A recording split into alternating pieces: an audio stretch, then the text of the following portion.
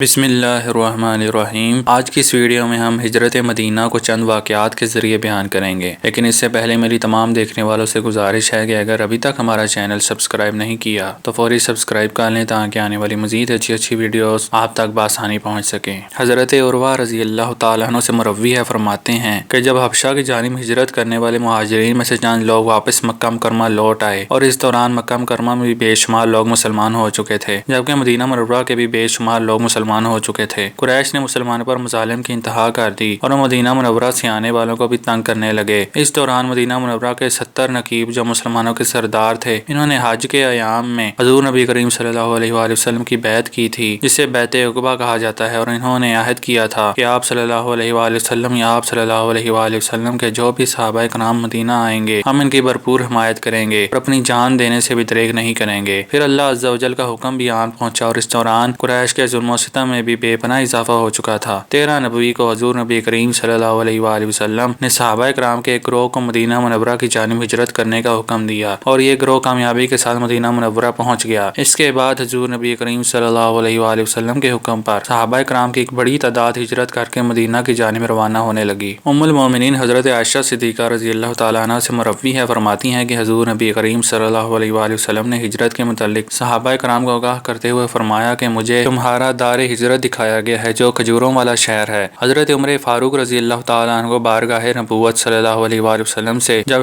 ہجرت کا حکم ملا تو آپ رضی اللہ تعالیٰ عنہ سفر ہجرت کے لیے تیار ہو گئے۔ آپ رضی اللہ تعالیٰ عنہ نے ہجرت کے وقت بھی اپنی انفرادیت کو برقرار رکھا اور اعلانیہ ہجرت کی۔ مشرکین مکہ کو جرأت نہ ہو سکی کہ وہ آپ رضی اللہ تعالیٰ عنہ کا راستہ روکتے۔ آپ رضی اللہ تعالیٰ عنہ ہجرت سے پہلے خانہ کعبہ میں تشریف لے گئے اور تلوار نیام سے نکال لی، پھر بیت اللہ شریف کا طواف کیا اور مقام ابراہیم پر 2 رکعت نفل نماز ادا کیا۔ پھر سرداران قریش کے پاس گئے اور ان کو مخاطب کرتے ہوئے فرمایا، تم میں سے کوئی ایسا ہے جو اپنی شکل خراب کرانا چاہے یا اپنی ماں کو بے اولاد کرنا چاہے یا اولاد کو یتیم کرنا چاہے اور بیوی کو بیوہ کرنا چاہے تو ہے ایسا جو مجھ مقابلے میں آئے۔ قریش کے تمام سردار حضرت عمر فاروق رضی اللہ تعالیٰ عنہ کی تقریر سن کر گھبرا گئے اور کسی میں اتنی جرأت نہ ہوئی کہ آپ رضی اللہ تعالیٰ عنہ کا راستہ روکتا۔ حضرت علی مرتضیٰ رضی اللہ تعالیٰ عنہ سے مروی ہے، فرماتے ہیں کہ حضرت عمر فاروق رضی اللہ تعالیٰ عنہ وہ شخص ہیں جنہوں نے اعلانیہ ہجرت کی اور ہم میں سے کوئی بھی ایسا نہ تھا۔ آپ رضی اللہ تعالیٰ عنہ مسلح ہو کر مشرکین کے درمیان میں سے گزرے اور بیت اللہ شریف کا طواف کیا اور 2 رکعت نماز نفل پڑھی اور مکہ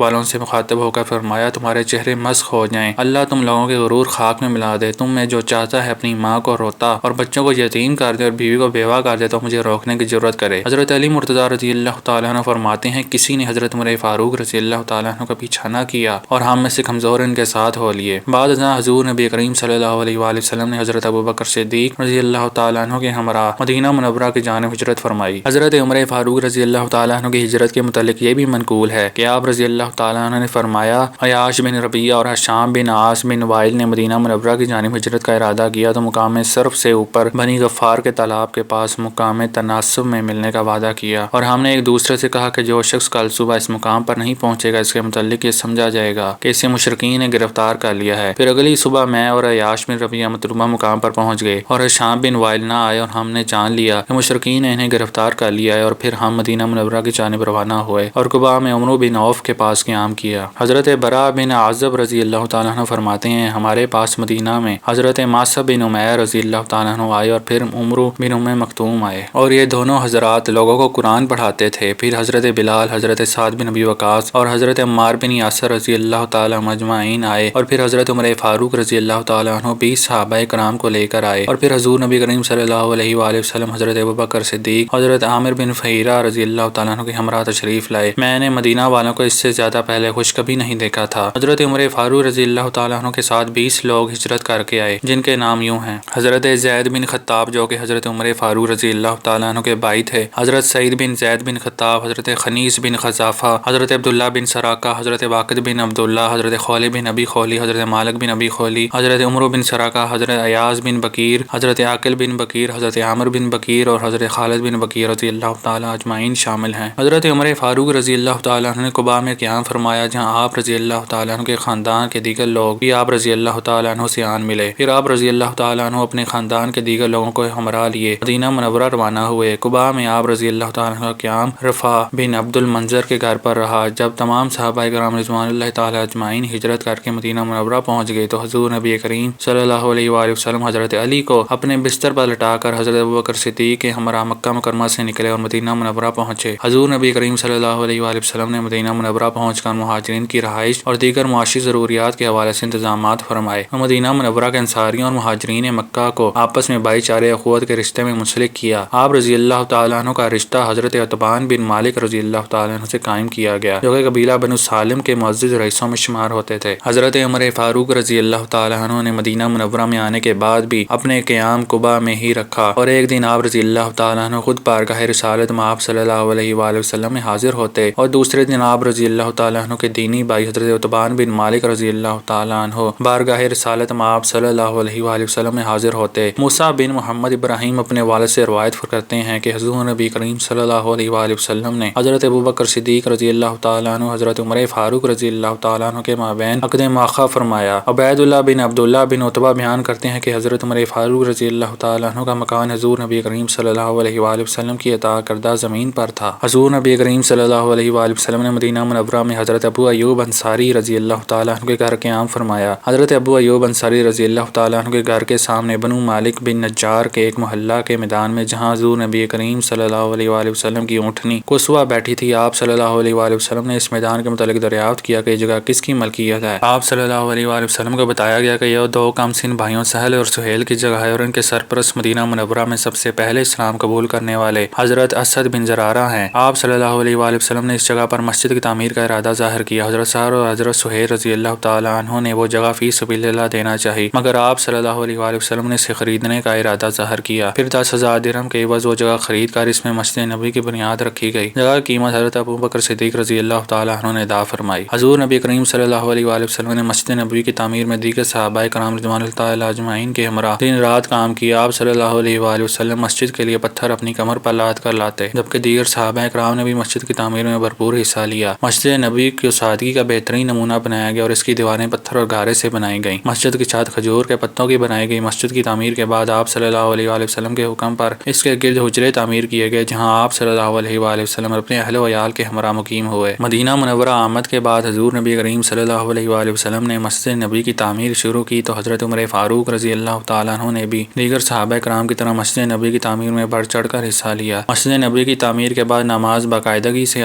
جماعت ادا ہونا شروع ہو گئی۔ پھر اس امر کی ضرورت پیش آئی کہ نماز کے وقت لوگوں کو بلانے کے لیے کوئی ایسی نشانی مقرر کی جائے جس سے لوگوں کو علم ہو جائے کہ نماز کا وقت ہو گیا ہے۔ حضور نبی کریم صلی اللہ علیہ وآلہ وسلم نے اپنے صحابہ کرام سے مشورہ کیا تو ایک نے مشورہ آیا کہ نماز سے پہلے بغل بجایا جائے۔ حضور نبی کریم صلی اللہ علیہ وآلہ وسلم نے اس تجویز کو قبول کرنے سے انکار کر دیا، کیونکہ یہ یہودیوں کا طریقہ تھا۔ ایک تجویز یہ پیش کی گئی کہ آگ جلائی جائے جس سے پتہ چل جائے کہ نماز کا وقت ہو گیا ہے۔ حضور نبی کریم صلی اللہ علیہ وآلہ وسلم نے اس تجویز کو بھی رد فرما دیا، کیونکہ یہ طریقہ مجوسیوں کا تھا۔ ایک تجویز یہ پیش کی گئی کہ ناقوس بجا کر نماز کا اعلان کیا جائے، مگر حضور نبی پاک صلی اللہ علیہ وآلہ وسلم نے اس تجویز کو بھی ماننے سے انکار کر دیا، کیونکہ ناقوس بجانے کا طریقہ عیسائیوں کی عبادت گاہوں میں رائج تھا۔ حضرت عمر فاروق رضی اللہ تعالیٰ عنہ بھی اس وقت اس محفل میں موجود تھے۔ آپ رضی اللہ تعالیٰ عنہ نے حضور نبی کریم صلی اللہ علیہ وآلہ وسلم کو اپنے خواب سے آگاہ کیا کہ انہوں نے خواب میں کسی کو کہتے سنا کہ نماز کے لیے اذان کہو۔ حضرت عبداللہ بن زید رضی اللہ تعالیٰ عنہ نے حضرت عمر فاروق رضی اللہ تعالیٰ عنہ کے خواب کے بعد اپنے خواب کا ذکر کیا، جس میں انہوں نے ایک شخص کو دیکھا جس نے 2 سبز چادریں پہن رکھی تھیں اور اس نے اذان کے کلمات انہیں سکھائے۔ حضور نبی کریم صلی اللہ علیہ وآلہ وسلم نے اس تجویز کو پسند کیا۔ حضرت عبداللہ بن زید رضی اللہ تعالیٰ عنہ کو حکم دیا کہ وہ اذان کے کلمات حضرت بلال رضی اللہ تعالیٰ عنہ کو سکھائیں۔ حضرت بلال رضی اللہ تعالیٰ عنہ نے حضرت عبداللہ بن زید سے اذان کے کلمات سیکھنے کے بعد پہلی مرتبہ اذان دی اور یوں نماز سے پہلے باقاعدہ اذان دینے کا طریقہ رائج ہوا۔ آپ رضی اللہ تعالیٰ عنہ نے اذان کی آواز سن کر حضور نبی کریم صلی اللہ علیہ وآلہ وسلم کی خدمت میں عرض کیا، یا رسول اللہ صلی اللہ علیہ وآلہ وسلم، یہ وہی کلمات ہیں جو مجھے خواب میں سنائی دے رہے تھے۔ حضور نبی کریم صلی اللہ علیہ وآلہ وسلم نے آپ رضی اللہ تعالیٰ عنہ کی بات سن کر اللہ عز و جل کا شکر ادا کیا اور آپ رضی اللہ تعالیٰ عنہ سے فرمایا کہ مجھے وحی کے ذریعے یہ کلمات بتا دیے گئے تھے، مگر میں اس کی تصدیق اپنے صحابہ کرام رضوان اللہ تعالیٰ اجمعین سے کرنا چاہتا تھا۔